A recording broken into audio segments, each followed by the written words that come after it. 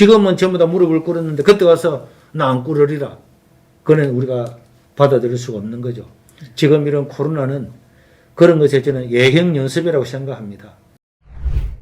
그리고 이제 정부에서 코로나가 왔을 때나 지금 백신의 문제나 자기들은 과학적으로 한다고 생각하는데 보니까 과학이 아니잖아요. 예, 예. 그러니까 작년 같은 경우에 10,000명이 들어간 예배당에도 19명 들어가라. 예. 30명 들어가는 예배당에도 19명 들어가라. 이게 과학이 아니잖아요. 그리고 비대면으로 드리라 그랬다가 반발을 하니까 19명 드리라. 19명 들어간다고 반발했다니까 99명 드리라. 예, 예. 이제 99명 하고 난 다음에 299명인데 과학적인 증거가 하나도 없어요. 예. 그냥 19명, 99명, 299명. 그리고 이 정부는 그냥 천냥마트에 딱 그 하는 짓을 하거든요. 그 1,000원에서 100원 빼고 예. 10,000원에서 1,000원 빼고 이런 식으로 어떤 그 숫자에 대한 과학적인 증거도 없이 지금이라도 10,000명 모이는 예배당에는 30% 예배 드리라. 접종 미접종 따지지 말고.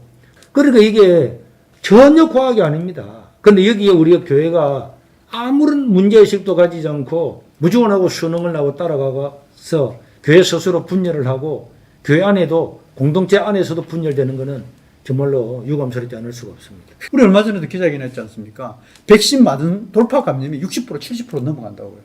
이런 상태에서 이 백신을 가지고 예배에 적용한다. 근데 299명까지는 되고 300명 되고 들어오면 그건 안 된다? 어떤 그런 기준에 의해서 하는 건지 이 참 이해가 안 가는 거죠. 목사 이번에 올리신 자료에 보니까 그 김부겸 총리가 그 백신 맞지 않는 800명 때문에 백신을 강제 접종해야 된다. 그 사람들을 옮기기 때문에 800만 명. 네, 800만 명. 그래서 그걸 갖다 질병관리청에 그러면 백신 맞은 사람하고 안 받은 사람하고 어느 사람들이 더 감염을 많이 시켰냐. 저를 근거를 내보니까 없어요. 자기들이 네. 근거가 없다. 예. 모르겠다 이랬잖아요. 예, 예. 질병청 홈페이지에 모르겠다고 나왔는데 아니 질병청 홈페이지에 모르겠다고 하는 이런 면에도 불구하고 강제로 다 맞아라고 하는 것은 이게 지금 우리나라 방역이 우리가 전문가가 아닐지라도 상식적으로. 네. 주무구구식으로 하는 거고 기분 따라 한다는 거는 누구나 알 수 있는 일이잖아요. 예. 그리고 뭐 지금 이제 이런 일이 일어남에도 불구하고 미성년자들한테 계속적으로 접촉을 방역을 하게 하고 심지어 보니까 보육원생들은 강제로 다 접종되고 네네. 있단 말이에요. 예, 예. 부모도 없고 돌보지도 못하는 이런 사람들을 국가가 강제적으로 접종하는 걸 보면서 제가 어떤 느낌을 딱 가지는 거 하니까 이 나치 시대를 연상을 하거든요. 돌보지 못하는 사람들, 부모가 없는 애들이 무방비로 전부 다 강제적으로 다 접종을 하는 것은 나치가 열등한 사람들은 다 처단하고 다 죽였잖아요. 그런 것을 연상을 하고 있습니다. 참 너무 안타깝습니다. 뭐 저희가 시간이 많으면 더 이야기 나누어도 좋겠지만은 지금 목사님 우리나라 지금 특히 종교 지도자, 큰 교회 지도자들 뭐 작은 교회는 더 큰 영향이 좀 그렇다 치더라도 이제 목사님도 이제 나름대로 대형 교회의 지도자 입장에서 이제 치고 나가지만은 우리가 최초로 이제 코로나 발생했을 때, 위드 코로나 갔을 때, 지금 이제 오미크론 시대여 가지고 또 다시 이제 이렇게 할 때 이 종교 지도자의 모습이 지금 자꾸 바뀌고 있거든요. 첫 문제 코로나가 터졌을 때는 예. 이제 종교 지도자들이 야 코로나 왔으니까 비대면 해도 괜찮다 이랬죠. 그렇죠. 예. 그러다가 이제 위드 또 이제 코로나. 위드 코로나가 오니까 그때가 뭐 잘못된 것 같아 예. 하고 또 많은 곳에서 사실 이거 우리가 예배를 잘못 드리는 거는 이 잘못됐다 이렇게 하다가 오미크론 오니까 또 회귀했잖아요. 예.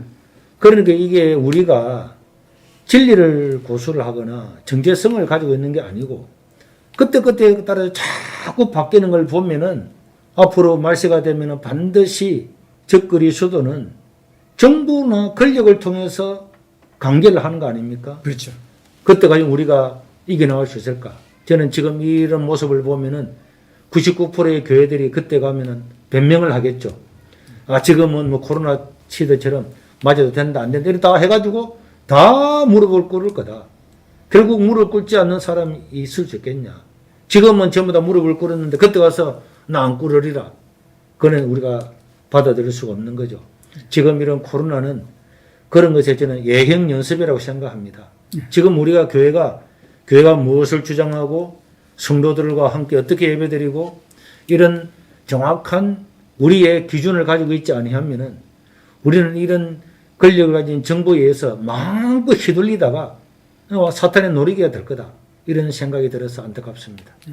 다시 말하지만 우리 사랑하는 성도 여러분, 한국교회를 사랑하고 정말 천국 소망을 바라보며 예배가 자유가 제한되고 그런 안타까움을 보시면 분들에게 정말 드리고 있습니다. 정부 권력자나 교계 지도자가 백신을 맞았다 안 맞았다 그래가지고 그걸 교회 예배 드리라 말아 절대 말할 자격이 없습니다.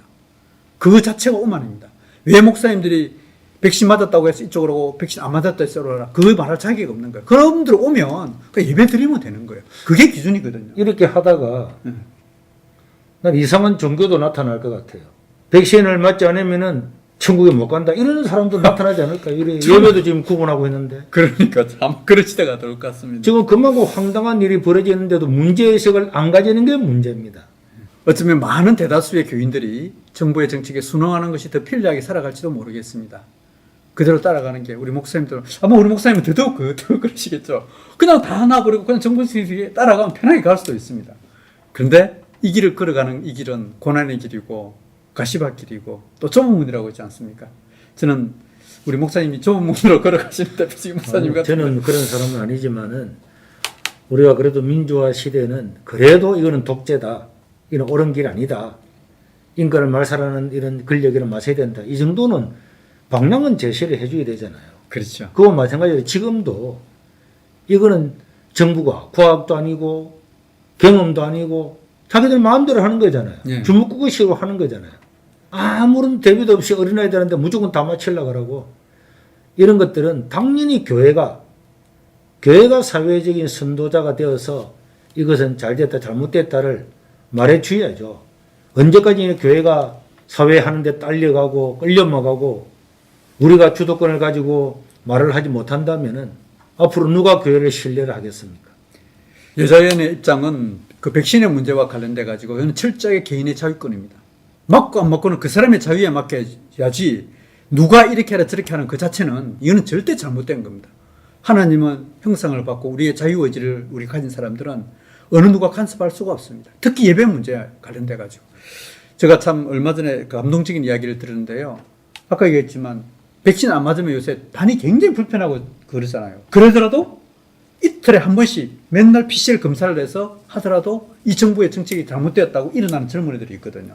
지금 19세 고등학생들이 대통령을 상대로 소송 걸고 막 그러잖아요. 그런데 이런 현상을 보면서도 한국교회가 침묵한다 그러면 이거는 정말 갈 데가 없습니다.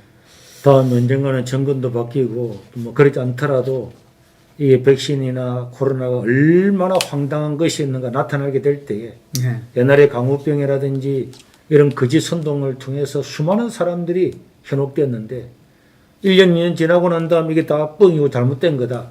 그런 말하면은 우리 교회는 뭐라고 말하겠어요? 뭐라고 말할까요? 우리 목사님 말씀하신 것처럼 각자가 개인의 자유와 또 신앙의 자유를 가지고 하는데 교회가 아무런 문제의식 없이 일괄적으로 정부의 정책을 무조건 따라가는 건 안 된다. 공동체 의견을 집약을 해서 지혜롭게 잘 대처를 해야지. 그렇지 않으면 앞으로 한국 교회는 더 큰 어려움에 직면할 거다. 저는 그렇게 생각이 듭니다.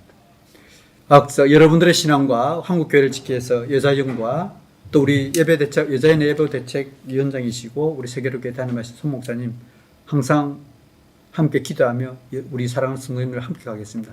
대단히 감사합니다.